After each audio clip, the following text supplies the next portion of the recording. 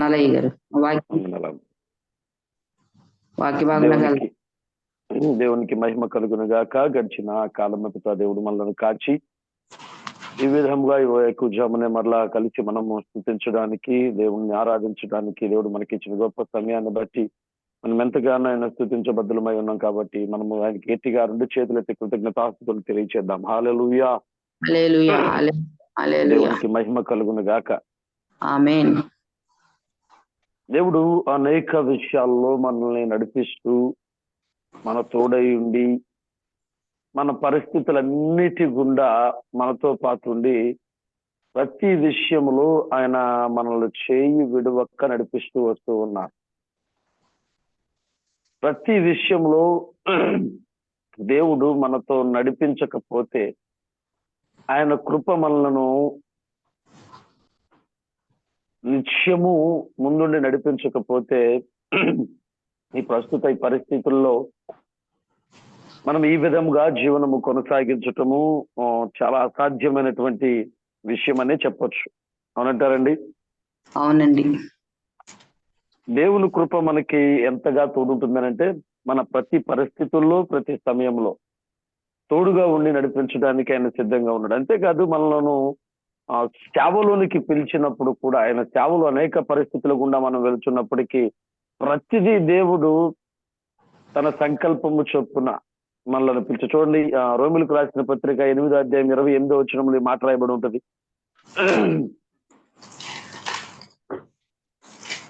రోమిలకు రాసిన పత్రిక 8వ అధ్యాయం 28వ వచనం. దేవుని ప్రేమించే వారికి అనగా సంకల్పము చొప్పున పిలువబడిన వారికి మేలు కలుగుటకై సమస్తమును సమకూడి జరిగించబడుతున్నది అని రాయబడి ఉన్నది ఇక్కడ. హల్లెలూయా. ఆయనను ప్రేమించు వారికి, ఈ మాటను మనం గమనిస్తే ఎంతవరకు నిజంగా ఆయన మనం ప్రేమిస్తూ ఉన్నాం. క్లియర్ గా యేసు ప్రభువారు ఆయన ఈ లోకంలో ఉన్నప్పుడే ఆయన ప్రేమించు వారు ఎలా ఉంటారో మనకు తెలియజేశారు. అవునండి? ఎలా ఉంటారు ఆయన్ని ప్రేమించేవారు? ఎలా ఉంటారని చెప్పారు ఆయన?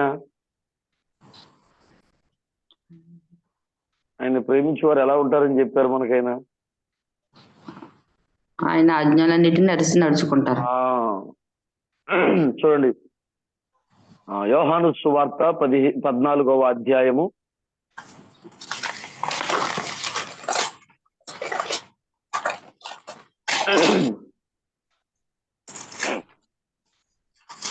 21వ వచనం. 14:21. నా ఆజ్ఞలను అనుగ్రహించి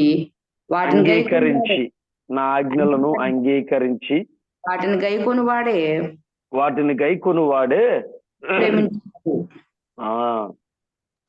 తర్వాత 15వ వచనం ఒకసారి చూద్దాం.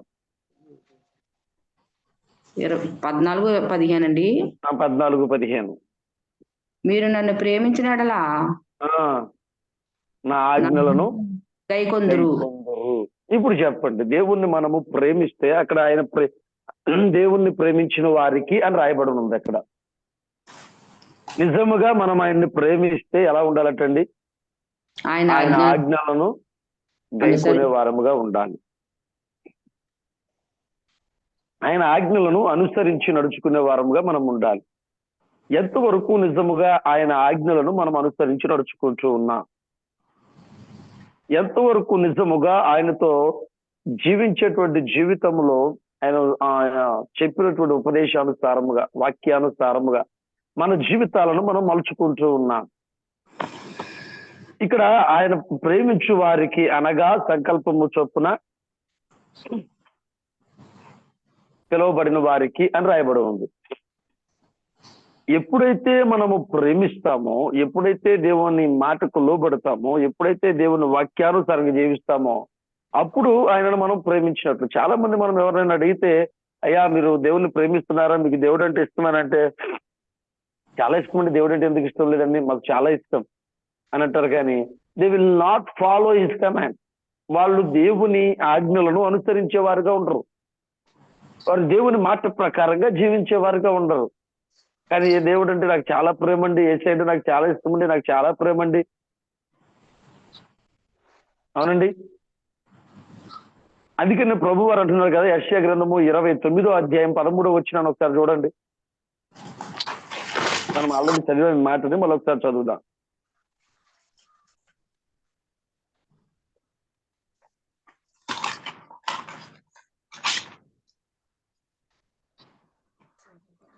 ప్రభు ఇలాగూ సెలవిచ్చి ఉన్నాడు, ఆ ఈ ప్రజలు నోటి ఈ మాట ప్రజలు నోటి మాట చేతను వచ్చుచున్నారు, పెదవులతో నన్ను గనపరుచుచున్నారు గాని ఆ తమ వారి హృదయమును హృదయములు నాకు దూరంగా చేసుకున్నారు. నాకు దూరముగా చేసుకొని ఉన్నారు. ఎలా ఉన్నారటండి? దేవుణ్ణి ప్రేమిస్తున్నాం అనేటువంటి మాట అయితే పలుకుతున్నారు, కానీ ఏదో పెదవులతో దేవుణ్ణి స్తుతిస్తున్నారు, కానీ వారి హృదయాలు మాత్రం దేవునికి దూరంగా చేసుకుంటున్నారంట. ఇట్ మీన్స్ దానికి అర్థం ఏంటంటే వారు దేవుని ఆజ్ఞ ప్రకారంగా నడవలేనటువంటి వారుగా ఉన్నారు. వారు వాక్యాన్ని అనుసరించి జీవించలేనటువంటి వారుగా ఉన్నారు. వారు వాక్యాన్ని ప్రేమించి వాక్యానుసారంగా నడవలేనటువంటి వారుగా ఉన్నారు. చాలా వరకు ఏమనుకుంటామంటే, అయ్యా మేము దేవుని ప్రార్థన చేస్తున్నాం, దేవునితో ఉంటున్నాం, దేవునితో గడుపుతున్నాం, అయ్యా ఇదిగో మేము ప్రార్థన చేస్తున్నాం కదా, దేవుని నమ్ముకున్నాం కదా, కానీ ఎందుకు మా జీవితంలో ఈ పరిస్థితులు? ఇంకొంతమంది అయితే డైరెక్ట్ గా దేవుని, ప్రభా నాకే ఎందుకు ఈ విధంగా జరగాలి, నాకే ఎందుకు ఇది జరుగుతుంది, నా పరిస్థితి ఎందుకు ఇలాగుంది? ఈ ప్రార్థనలో ఈ నాకే ఎందుకు ఇలా ఉంది అనేటువంటి ప్రార్థనలో రెండు రకాలైనటువంటి వ్యత్యాసాన్ని మనం గమనించవచ్చు. ఒకటి, వాటి చేసే వారికి ఉన్నా లేకపోయినా దాన్ని మనం ఆ విధంగా అర్థం చేసుకోవచ్చు అని నేను అంటూ ఉన్నాను. ఒకటి, వారికి వచ్చిన శ్రమలు బట్టి నాకెందుకు వచ్చినాయి అనేటువంటి ఉద్దేశం. రెండోది, నాకు కాకపోతే ఇంకొకరికి ఇవ్వచ్చుగా. ఆ మాటలో ఉన్నటువంటి ఆ మాటను కూడా మనం గ్రహించవచ్చు. అంటే మనం బాధపడకూడదు కానీ పక్కన వాళ్ళు బాధపడవచ్చునా? నాకే ఎందుకు రావాలంటే అంటే నీకు కాకుండా పక్కన వాళ్ళకి వస్తే పర్లేదా? ఓకే, మన టాపిక్ బయటకు వెళ్తుంది, మనం దాని గురించి తర్వాత మాట్లాడదాం. దేవుని దగ్గర ప్రార్థించేటప్పుడు, దేవుని అడిగేటప్పుడు మనం ఏం చేస్తామనంటే, యోబు ఎక్కడా కూడా నోటి మాట చేతనైనా పాపం చేయకుండా దేవుని దగ్గర ప్రార్థన చేశాడు. మనం మాత్రం దేవుని ఆజ్ఞకు లోబడకుండా. ఇక్కడ చూడండి, యోబు ఎందుకు ఆ ప్రార్థన చేయగలిగాడు, యోబు ఎలాగూ చేయగలిగాడు అంటే, నేను మీకు అంతకుముందు చెప్పాను, యోబు దేవునికి లోబడిన వాడుగా ఉన్నాడు, ఆయనకి విధేయుడుగా ఉన్నాడు, దేవుని వాక్యాన్ని అనుసరించేవాడుగా ఉన్నాడు. ఇదేది చేయకుండా మనము కావాల్సినవన్నీ దేవుడు ఇచ్చేయాలంటే ఎక్కడి నుంచి ఇస్తాడండి? కీర్తన గ్రంథం 145 కీర్తన 19 వచ్చి ఉంటుంది, యెహోవా యందు భయభక్తులు కలవారి కోరిక ఆయన నెరవేర్చును అని. అవునండి. ఆ పైన అంటాడు 18 వచ్చి, తనకు మొరపెట్టు వారికి నిజముగా మొరపెట్టు వారికి. తనకు మొరపెట్టు వారికి అందరికి యెహోవా సమీపంగా ఉన్నాడని చెప్పొచ్చు కదా. వాళ్ళు తనకు నిజముగా మొరపెట్టు వారికి అని ఎందుకన్నాడు అంటే, ఇందాక మనం చదివాం కదా, యెషయా గ్రంథం 29వ అధ్యాయం 13వ వచనం. ఈ ప్రజలు వారి నోటి మాట చేత నా యొద్దకు వచ్చుచున్నారు, వారి పెదవులతో నన్ను స్తుతించుచున్నారు, కానీ వారి హృదయములు నాకు దూరముగా చేసుకొని ఉన్నారు. ఎందుకంటే మనము దేవుని వాక్యాన్ని హృదయపూర్వకంగా దాన్ని అంగీకరించే వారముగా, దాన్ని గైకొనే వారముగా లేవు మనం. కానీ దేవుడు ఇచ్చేటువంటి ప్రతి కార్యం మనకు కావాలి. మనం పిలువబడ్డాం కాబట్టి పరిచయంలో ప్రతిదీ మన మేలు కొరకే సమకూర్చి జరిగించబడిపోవాలి. ఎటువంటి కష్టం, ఎటువంటి శోధన, ఎటువంటి శ్రమ ఏది రాకూడదు మనకి. కానీ నిజముగా ఆయన్ని వెంబడించి ఆయన వాక్యానుసారంగా జీవించేవారుగా మనం ఉంటే ఏది వచ్చినా నాకు బాధ లేదు. ఎందుకనంటే ఏది కూడా ఆయన ప్రేమ నుండి నన్ను ఎడబాపలేదు. చూడండి, అదే రోమిలకు రాసిన పత్రిక 8వ అధ్యాయము 35వ వచనం నుంచి మనం చదువుదాం. క్రీస్తు ప్రేమ నుండి మనల్ని ఎడపాపు వాడెవడు? ఎవడు? శ్రమయైనను, బాధైనను, కరువైనను, వస్త్రహీనతైనను, ఉపద్రవమైనను ఖడ్గమైనను ఎడబాపునా మనలను ఎడపాపునా. చాలండి, ఎందుకు ఒక్క నిమిషం ఏంటండి, క్రీస్తు ప్రేమను గురించి మనలను ఎడబాపు వాడకూడదు. చాలా వరకు మనం ఏం చేస్తామంటే మనకు వచ్చినటువంటి శ్రమను బట్టి ఇప్పుడు ప్రస్తుతము చాలా చోట్ల క్రీస్తుకు వ్యతిరేకమైనటువంటి కార్యాలు జరుగుతూ ఉన్నాయి. మణిపూర్ను మనం ఒకసారి జ్ఞాపకం చేసుకుంటే వాళ్ళు ఇంత పరిస్థితి వచ్చినప్పటికీ వారు దేవుని విడిచిపెట్టారండి? విడిచిపెట్టలేదండి. నేను బైబిల్ తర్ఫీదు చేసేటప్పుడు సమయంలో బెంగళూరులో చదువుకున్నటువంటి సమయంలో ఒక చిన్న వీడియో చూస్తాను. అంటే అంతకు ముందు క్రీస్తుని ఆది కాలంలో క్రీస్తుని ఆరాధించే వాళ్ళని హింసించే వాళ్ళు, చంపివేసే వాళ్ళు, ఇలాంటి పరిస్థితుల్లో మనము ఎంతవరకు దేవుని పైన ఆధారపడి, అది వస్త్రహీనత అయినా, శ్రమ అయినా, హింస అయినా, ఖడ్గమైన, ఏదైనా ఉపద్రవమైనా ఆయనను విడిచిపెట్టకుండా ఆరాధించే వారంగా ఉన్నామా? ఏమండి, ఏ పరిస్థితి వచ్చినా నిజముగా ఆయన వాక్యాన్ని అనుసరించే వారంగా ఉంటే, నిజముగా ఆయన్ని ప్రేమించే వారంగా ఉంటే, ఏమండి ఎంతవరకు ఈ పరిస్థితుల్లో, ఇప్పుడు మణిపూర్ లాంటి పరిస్థితి మనకు వచ్చింది అనుకుందాం. లేదు, నేను ఇందాక చెప్పాను కదా, ఆ వీడియోలో ఒక సంఘటన నేను చూసింది ఏంటంటే, అక్కడ ఉన్నటువంటి కొంతమంది అప్పుడు ప్రార్థన చేస్తున్న వారిని చంపేస్తున్నారన్నటువంటి ఆ సంఘటనలో వీళ్ళు కొంతమంది అడవిలోనికి వెళ్ళిపోయి ఒక పాడుపడిన ఇంట్లో కొంతమంది ఒక పాస్టర్ గారు ఒక 10 మంది కలిసి ప్రార్థన చేస్తూ ఉంటారు. ఎవరికి తెలియకుండా మెల్లగా ప్రార్థన చేసుకుంటూ ఉంటారు ఒక అడవిలో. వాళ్ళు అలా ప్రార్థన చేసుకుంటూ ఉండగా, ప్రార్థనలో ఉండగా సడన్ గా ఆ టయాల్లో మిలిటరీ ఫోర్సెస్ కూడా వాళ్ళకి సహకరించేవాళ్ళు. అలాంటి వాళ్ళు సడన్ గా మిలిటరీ ఫోర్సెస్ వారిని చుట్టుముట్టారు. ఏం చేశారండి? వారిని చుట్టుముట్టారు. వారిని చుట్టుముట్టిన తర్వాత వాళ్ళందరూ కూడా చుట్టుముట్టి వారి గన్నులు వారి మీద ఎక్కుపెట్టారు. గన్నులు వారి పైన ఎక్కుపెట్టి ఆ మిలిటరీ అధికారి అక్కడ వారితో పాటు వచ్చే మిలిటరీ అధికారి అంటూ ఉన్నాడు కదా, ఇదిగో ఈ బైబిల్ వాళ్ళ దగ్గర ఉన్నటువంటి బైబిల్ లాగి కింద పడేసి, మీలో ఎవరైనా బ్రతకాలి అనుకుంటే, మేము మిమ్మల్ని చంపకుండా ఉండాలి అనుకుంటే ఈ బైబిల్ మీద ఉమ్మి వేసి మేము ఇంకా ప్రార్థన చెయ్యము అని ఆ బైబిల్ దాటేసి వస్తే మిమ్మల్ని బ్రతకనిస్తాం, లేదా కాల్చి చంపేస్తామని అన్నాడు. ఏమన్నారండి? దాని మీద ఉమ్మి వేసి మేము ఇంకా ప్రార్థన చేయమని దాటేసి వస్తే మీరు బ్రతుకుతారు, లేకపోతే చంపేస్తా ఉన్నా. ఒకసారి ఆలోచించండి, ఈ పరిస్థితిలో మన పరిస్థితి ఎలాగుంటది? అమ్మో, ఇదేంటి దేవుని దగ్గరికి వస్తే అన్ని కష్టాలు పోతాయి, అన్ని బాధలు పోతాయి అనుకున్నాం. దేవుడు మనకు తోడుగా ఉంటాడు అనుకున్నాం, దేవుడు మనతో పాటు ఉంటాడు అనుకున్నాం. కానీ ఇప్పుడేంటి, దేవుని ప్రార్థన చేస్తే చంపేస్తామంటున్నారు ఇక్కడ. అమ్మో, ఈ దేవుడు మనకు వద్దు. మన ప్రాణాలు కాపాడుకోవడానికే కదా, మన కష్టం లేకుండా సుఖంగా బ్రతకడానికే కదా దేవుని ఆరాధన చేసేది. ఇంత కష్టపడుతూ దేవుని ఎందుకు ఆరాధన చేయాలి, మనకు అవసరం లేదు అనేటువంటి ఆలోచన మనకు వస్తుంది. అవునంటారు కాదంటారు? అవునండి. ఎందుకంటే నేటికి 100కి 99%, మరి 90% అనుకున్న 10 మందిని ఆ 10% పక్కన పెడదాం.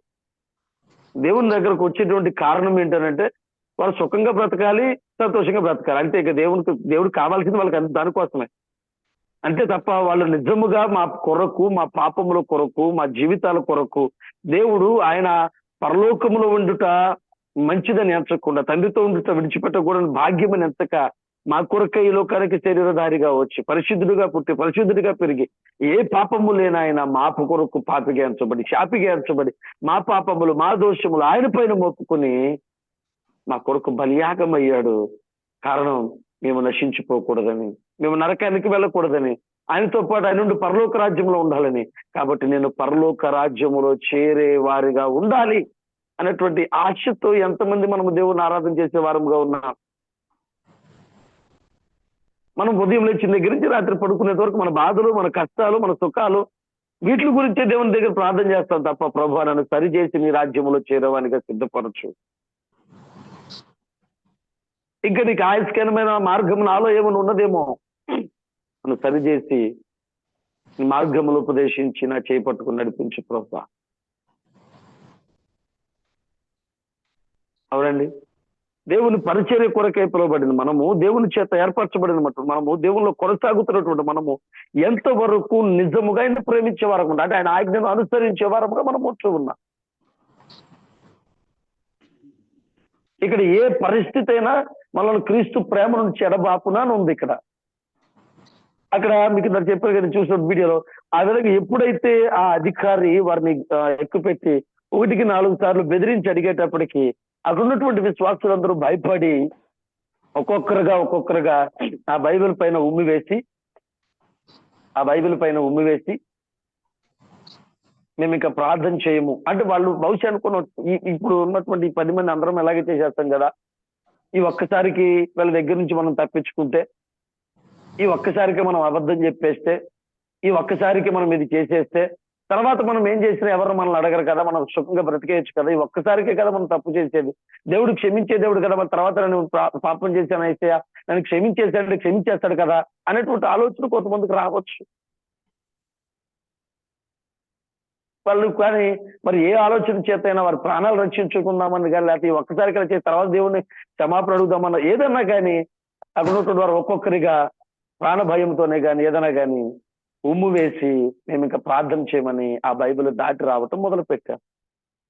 బాధాకరమైన విషయం ఏమిటనంటే అందరితో పాటు వారు నడిపిస్తున్నటువంటి సేవకుడు కూడా అదే విధంగా ఉమ్ము వేసి ఆ బైబిల్ దాటేసి రావటం జరిగింది.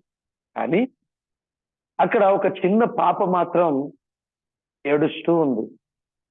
ఏం చేస్తుందండి? ఏడుస్తూ ఉంది. ఏడుస్తూ ఇంకా ఆఖరికి ఆ పాప ఒకటే మిగిలింది. ఆ బైబిల్ దగ్గరికి వచ్చింది. ఏడుస్తూ ఆ బైబిల్ దగ్గర మోకరించి, చాలా జాగ్రత్త కదనండి, ఆ బైబిల్ పైన జనాలందరూ అక్కడ ఉన్నటువంటి వారందరూ వేసిన ఉమ్మును ఆమె వేసుకున్న గవ్వంతో తుడిచేసి, గవ్వంతో ఏడుస్తూ ఆ ఉమ్మునంతా తుడిచివేసి, నా యేసయ్య గొప్పవాడు, నా యేసయ్య గొప్పవాడు, ఆయన అందరినీ ప్రేమిస్తున్నాడు, ఆయన ఎవరిని విడిచిపెట్టలేదని అక్కడ ఉన్నటువంటి అధికారులందరితోనూ ఈ మాట చెప్పగలిగింది. అంకుల్, దేవుడు మిమ్మల్ని ప్రేమిస్తూ ఉన్నాడు, అంకుల్ దేవుడు మిమ్మల్ని క్షమిస్తాడు అని ప్రతి ఒక్కరి దగ్గరికి ఏడ్చి ఏడ్చి ఏడ్చి ఏడ్చి ఆ మాట చెప్పి, తను చంపేసిన, తను ఏం చేసినా నేను దేవుడిని విడిచిపెట్టనటువంటి నిశ్చయంతో ఆ బైబిల్ను హృదయానికి హత్తుకొని ఆ పాప ఏడుస్తూ చేసినటువంటి ఆ ప్రకటన ఏదైతే ఆ 2 మాటలు అక్కడ ఉన్నటువంటి వారందరినీ కలిసివేసి, ఎవరైతే చంపేస్తానని వచ్చారో ఆ అధికారి వారిని చంపకుండా ఆ పాపను విడిచిపెట్టాడు. కానీ ఈ 10 మంది మిగతా ఉన్నటువంటి వారు ఆ చిన్న పాప చేయగలిగినటువంటి ధైర్యమును వీళ్ళందరూ చేయగలిగారా? చేయలేదు. మనం ఎంతవరకు నిజంగా దేవుణ్ణి ప్రేమిస్తూ ఉన్నాం? శ్రమ అయినా, హింస అయినా, వస్త్రహీనత అయినా, ఏమంటే ఉపద్రవమైన, ఖడ్గమైన ఏదైనా సరే మనం దేవుని ప్రేమ నుంచి ఎడబాపునా మనం ప్రేమిస్తున్నామని చెప్పుకుంటున్నాం. కానీ కేవలం మనం ఏం చేస్తున్నామంటే మన అవసరాల కోసమే దేవుణ్ణి ఆరాధించే వారిగా ఉంటున్నామేమో. మనకి కష్టం వస్తే, లేదా మన ప్రాణాల మీదకే వస్తే, ఎవరైనా బెదిరిస్తే నువ్వు ప్రార్థన చేస్తే చంపేస్తామని మన పరిస్థితి ఏంటి? ఏమండి?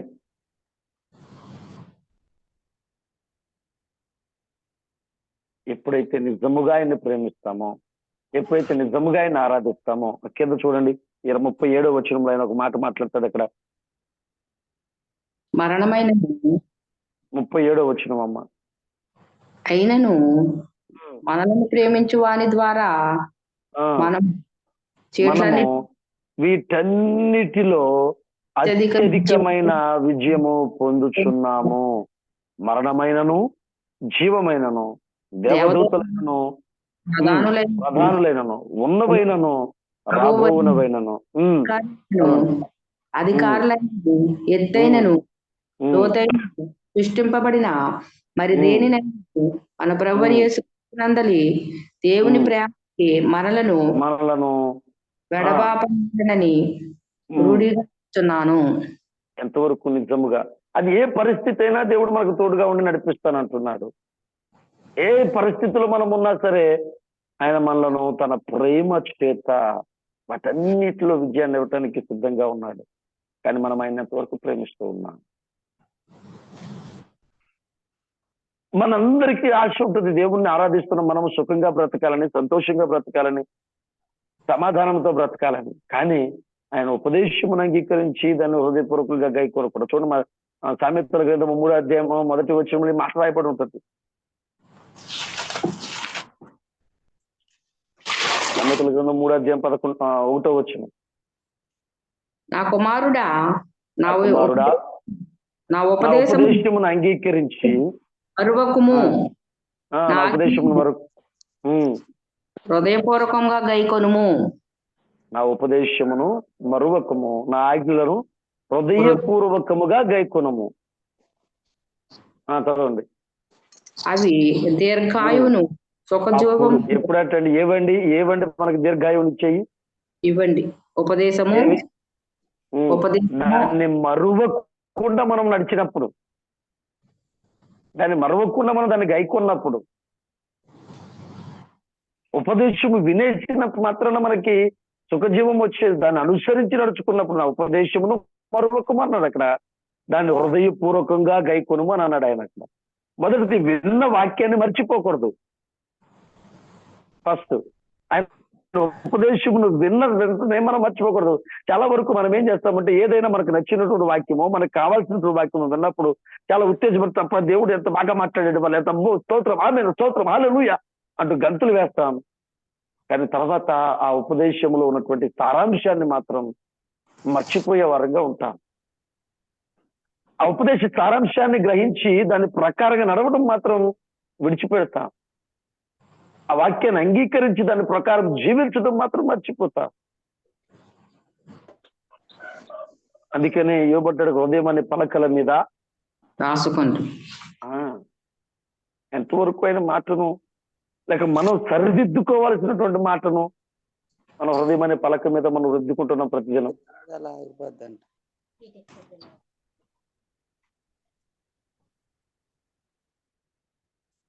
ఆలోచించేయండి. నిజముగా ఆయన ప్రేమ నుండి మనల్ని ఎడబాపునది ఇంకా ఏదైనా ఉందా మనలో? ఆయన సంకల్పము చొప్పున పిలువబడినటువంటి మనం, ఆయన ప్రేమించి మనల్ని పిలుచుకున్నాడు. మరి ఎంతవరకు నిజముగా మనం ఆయనను ప్రేమించే వారముగా ఉన్నాం? ఎంతవరకు నిజముగా ఆయనను అనుసరించి నడుచుకునే వారముగా ఉన్నాం? నిజముగా ఆయన మనం ప్రేమించే వారముగా ఉంటే మనకి ఏ పరిస్థితి అయినా, ఆ కింద చూస్తే అవి మీకు దీర్ఘాయువును సుఖజీవముతో గడుచు సంవత్సరములను. చదవండి అమ్మా సామెతల గ్రంథము. అవి దీర్ఘాయును సుఖజీవముతో గడుచు సంవత్సరములను, శాంతిని మీకు కలుగచేయును. శాంతిని మీకు కలుగచేయును. దయను సత్యమును ఎన్నడును విడిచిపోనీయకుము. చాలండి. ఒక్కసారి ఆలోచన చేద్దాం, ఎంతవరకు మనం వీటి ప్రకారంగా జీవిస్తూ ఉన్నాం. మనందరికీ కావాలి, ఆశ ఉంది, సుఖజీవంతో గడుచు సంవత్సరంలో దీర్ఘాయువును, శాంతిని, సమాధానము, నెమ్మది అన్ని కావాలని దేవుడు ఇస్తారంటున్నాడు. కానీ మనం పొందుకోవటమే ఆలస్యం. మీకు ఎప్పుడో చెప్పాను, మనకు కావాల్సిన ప్రతి ఒక్కటి ఆయనకి ఇవ్వడానికి సిద్ధమే, అన్నిటిని సిద్ధపరిచేశాడు. కానీ మనం పొందుకోవటమే ఆలస్యం చేస్తూ ఉన్నాం. ఆయన నిజంగా వెతకాల్సిన రీతిలో వెతకకుండా, ఆయన ప్రేమించాల్సిన రీతిలో ప్రేమించకుండా,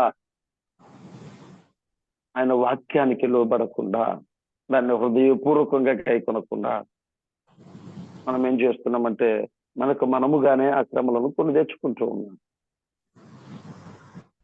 ఒకసారి ఆలోచన చేద్దాం, మనం ఎంతవరకు నిజముగా దేవుణ్ణి ప్రేమిస్తూ ఉన్నాం. ఆలోచన చేసుకుంటూ ప్రార్థన చేసుకుందాం.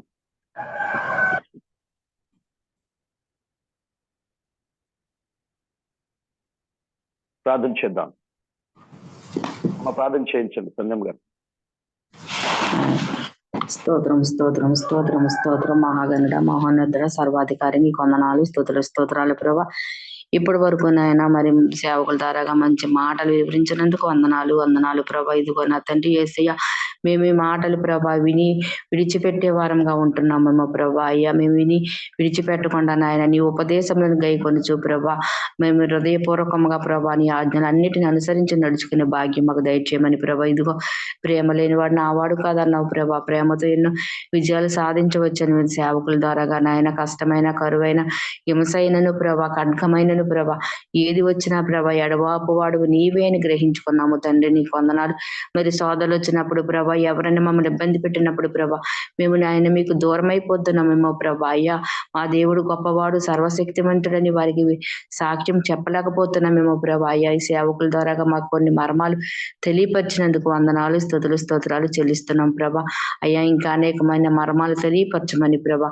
అయ్యా విన్న వాటిని విడిచిపెట్టే వారంగా కాకుండా నాయన నీ ఆజ్ఞలన్నింటిని గైకొనే వారంగా ప్రభా నీ అక్షానుసారంగా నడుచుకునే భాగ్యం నా ప్రభా మేము అన్నిటిని పొందుకునే భాగ్యం మాకు దయచేయమని చిన్ని ప్రార్థన పాప ప్రార్థన పాదాల చెంత పెడుతూ ప్రార్థన ప్రతిఫలం దయచేయమని మా కొరకు త్వరగా యేసు పరిశుద్ధుని బతినాడు వేడుకుంటున్నాం పరమ తండ్రి.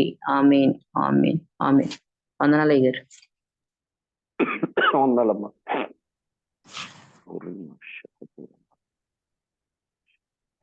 ఆశీర్వాదం అయ్య గారు ఉన్నారు మన మధ్యలోనండి.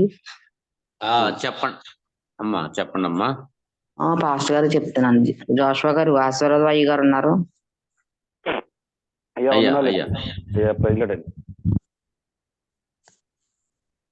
ఈరోజు మరి దేవుని దాసులు అభిషక్తులు జాస్వయ్య గారు చక్కటి వర్తమానము ద్వారా సార్వత్రిక సంఘంలో ఉన్న మరి దేవుని బిడ్డలైన అందరికీ చక్కటి వాక్యాన్ని ఈరోజు అందించారు. ప్రతి మరి శనివారము దేవుని దాసులు చక్కటి వర్తమానం అందిస్తూ ఉన్నారు. ఈరోజు దేవుడు మనతో మాట్లాడి ఉన్నాడు. మనము దేవుని యొక్క ప్రేమలో ఉన్నాము, దేవుని యొక్క అనుగ్రహంలో ఉన్నాము కనుక ప్రతిదీ కూడా సమకూడి జరుగుతూ ఉంది. యోబుని జ్ఞాపకం చేశారు. యోబు యొక్క జీవితంలో జరిగిన సంఘటనలో మరి ఇంతగా అభివృద్ధి చెందడానికి కారణమయ్యో వాక్యం నిలిచి ఉన్నందువల్ల దేవుడు కార్యం చేశాడు. మన జీవితాల్లో కూడా ప్రేమ కలిగి ఆయన ఆజ్ఞలను పాటించే వారిగా మనం ముందుకు సాగిపోతే దేవుడు ఇంకా ఇంకా అభివృద్ధిలోనికి మనం నడిపిస్తాడని ఆత్మీయంగా, ఆర్థికంగా, ఆధ్యాత్మికంగా ఇటు మనుషుల దయందును దేవుని దయందును ప్రతి విషయంలో ప్రభు అనుగ్రహం మన మీద ఉంటుందని దేవుని దాసులు చక్కటి వర్తమానం మనకు తెలియజేశారు. అయితే ఆయన ఆజ్ఞలను మనము తోచా పాటించే వారిగా ఉందాం, దేవుని అనుగ్రహాన్ని పొందుకుందాం. చక్కటి వర్తమానం అందించిన దేవుని దాసులకు మా ప్రత్యేక వందనాలు తెలియజేస్తా ఉన్నామండి అయ్యగారు. అలా వందనాలు. మరి ఇలా ఎవరైనా ప్రార్థన రిక్వెస్ట్ ఉంటే తెలియజేయండి. ప్రార్థన చేసి కార్యక్రమాన్ని మరి ముగించుకుందామా. సరోజిని గారు వాళ్ళ అమ్మాయి కోసం ప్రార్థన చేయమనండి. ఈ రోజు వివాహం అండి, ఘనంగా జరిగేలా జనమందరూ వచ్చేలా ప్రార్థన చేయమని గారు. తప్పనిసరిగా ఫోన్ నెంబర్ తీసుకున్నారు. అవునవును, చేశారు. వాళ్ళ చిన్న కుమార్తె వివాహం అండి ఈ రోజు. అవును, 20వ తారీఖు కదా ఈ రోజు. 20వ తారీఖు అని చెప్పారు. వివాహం జరిగేలాగా అనేక మంది సేవకులు, సేవకురాళ్ళు అందరూ విశ్వాసులు అందరూ వచ్చేలాగా ప్రార్థన చేయమని కోరిందండి ఆవిడ. వాడి కోసం ప్రార్థన చేయండి. అయ్యగారు ప్రార్థన చేస్తారు. నేను దీవెన అంటే ఇస్తానమ్మా. అదే ఇదో వరలక్ష్మి గారు మాట్లాడుతున్నారు చూడండి. వరలక్ష్మి గారు. వందనాలండి పాస్టర్ గారు. వందనాలమ్మా. మా మనవడు ఈరోజు ఈ నైట్ బయలుదేరండి. మాట అర్థం కావట్లేదు. శ్రీకాళహస్తి వెళ్తున్నాడండి మా మనవడు. ఎక్కడికి వెళ్తున్నాడమ్మా? కాళహస్తి వెళ్తున్నాడండి. కొద్దిగా ప్రార్థన చేయండి అయ్యగారు. అలాగనే వాళ్ళు కారు ఒకటి ఉందండి, అది హైదరాబాద్ లో లీజుకి ఇచ్చారండి. అయితే నెల నెల కొంత డబ్బులు ఇస్తున్నారు. అది ఇంకా మీ కారు మీరు తీసుకుపోండి అనేసి వాళ్ళు చెప్తున్నారంట. కొంచెం ఇలా కొద్దిగా ప్రార్థన చేయండి అయ్యగారు. వాళ్ళ పరిస్థితి అసలు బాగోలేదండి, చాలా కాళహస్తి దేనికి వెళ్తున్నాడమ్మా? అంటే డ్యూటీ ఇక్కడ ఫ్యాక్టరీలో కొంచెం నష్టంగా ఉందంటండి. ఆ కాళహస్తిలో అయితే కొంచెం లాభాలు వస్తాయి అనేసి అంటే ఇక్కడ నుంచి అక్కడికి వేరే కంపెనీకి వెళ్తున్నాడు. ఆ కంపెనీకి వెళ్తాడండి. ఒక అంటండి మరి మరి అమ్మా. 2 మరి పూర్తిగా గురించి తెలియదండి. Okay okay. చెప్తారా మురళి గారు? మా వరలక్ష్మి గారు ఒకసారి మీ సౌండ్ వస్తున్నది ఒకటి, ఒకసారి మీ మైక్ ఆపండి మా వరలక్ష్మి గారు, మీ దగ్గర సౌండ్ వస్తుంది.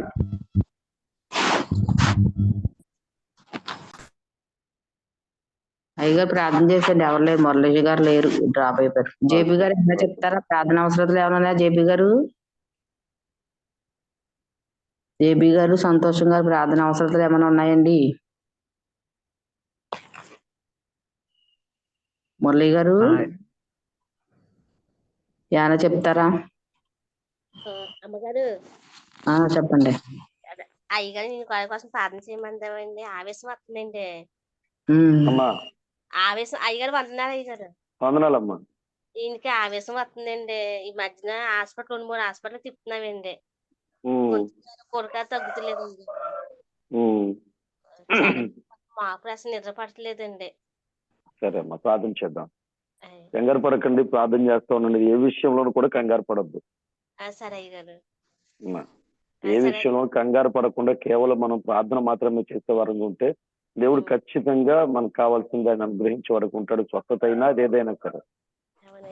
మొదట ఏంటంటే మనం కంగారు పడకుండా దేవుని దగ్గర నమ్మకం ఉంచి ప్రార్థన చేసే వారంగా మనం ఉండాలి. ప్రార్థన చేద్దాం. పరిశుద్ధుడా, ప్రేమ కలిగిన మా యేసయ్య, ఘనమైన నామమును కొందనాలు. బిడ్డలు తెలియజేసిన ప్రతి ప్రార్థన అవసరం మీ చేతులకు అర్పిస్తూ ఉన్నాను. ఈరోజు జరుగుతున్నటువంటి ఆ వివాహ విషయంలో నీ కార్యాన్ని జరిగించండి, కావాల్సిన తీర్చండి, వాతావరణాన్ని స్వాధీనంలో ఉంచుకోనండి. నీకు మహిమకరముగా మా ప్రభ అనేకులకు మా ప్రభ మాదిరికరంగా జరగటానికి నీ సహాయం అనుగ్రహించండి. నూతనంగా జతపరచబడబోతున్నటువంటి వధువరులు ఇరువురిని మీరు దీవించండి, ఆశీర్వదించండి. వారి ఆయుష్కాలం అంతా నీ కృపాక్షములతో నింపి నడిపించమని ప్రార్థన చేస్తూ ఉన్నాను. నీ సహాయం అనుగ్రహించండి ప్రభా, నీ నెమ్మదిని అనుగ్రహించమని ప్రార్థన చేస్తూ ఉన్నాను. తండ్రి మీకు స్తోత్రములు. అలాగే వరలక్ష్మణ్ గారు చెప్పినటువంటి ప్రార్థన అవసరం కొరకే ప్రార్థన చేస్తూ ఉన్నాను. మా ప్రభా జాబ్ విషయంలో నీ సహాయం అనుగ్రహించండి. మా ప్రభా కంపెనీకి ఎక్కడికి ఇక్కడికి మారుస్తూ ఉండగా మా ప్రభా నీ కృపలో భద్రపరచుకున్నామని ప్రార్థన చేస్తున్నాను. అలాగే నా యొక్క కారు విషయంలో కూడా నీ సహాయం అనుగ్రహించి మీ ద్వారములు తెరిచి నీ చిత్త ప్రకారంగా జరిగించమని ఆటంకపరుచు ప్రతి విధమైన అపవాది క్రియలను యేసు నామములో లయపరుస్తూ ఉన్నాను. బలమైన కార్యాన్ని జరిగించండి. అలాగే మరొకసారి మురళి గారిని మీ చేతులు అర్పిస్తూ ఉన్నాను. నీ గాయపనస్తం చేత తాకండి. మా ప్రభు వస్తున్న ఆయాసము గురక యేసు నామములో విడిచిపోవునుగా కానీ ఆజ్ఞాపిస్తున్నాను. Releasing mighty healing power in the name of Jesus. Yeah. Touch him in the name of Jesus. Every sickness in his body, right now in the name of Jesus, I command to leave him. యేసు నామములో విడుదల కలుగును గాక, యేసు నామములో స్వస్థత కలుగును గాక, యేసు నామములో ఆయాసం నుండి ఆ గురకు నుంచి విడుదల కలుగును గాక అని ప్రార్థన చేస్తుంది.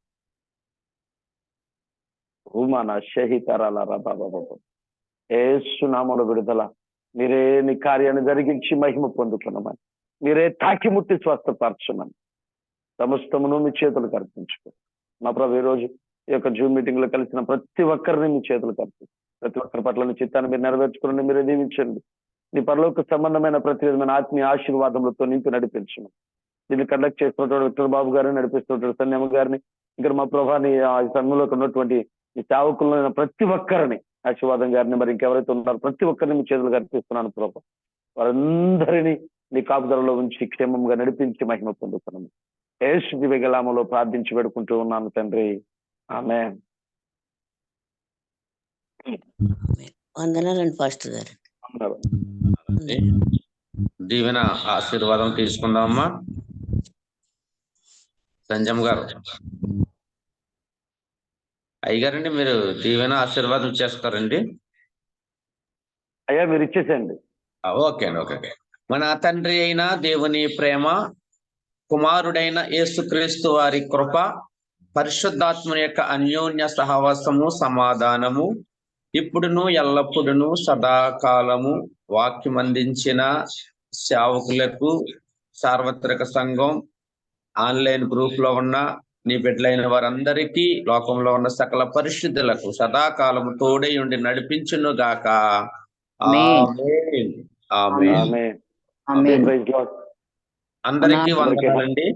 గారు వందనాలండి. బాబండి జాషువా గారు. అవునమ్మా.